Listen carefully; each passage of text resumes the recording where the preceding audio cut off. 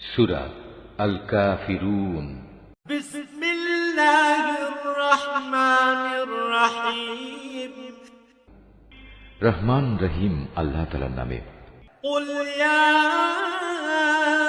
আইয়ুহাল কাফিরুন। হে মুহাম্মদ সাল্লাল্লাহু আলাইহি ওয়াসাল্লাম, তুমি বলে দাও, হে কাফিররা, লা আ'বুদু মা তা'বুদুন। আমি তাদের ইবাদত করি না যাদের ইবাদত তোমরা করো। ওয়ালা আনতুম আবিদুনা মা আ'বুদ।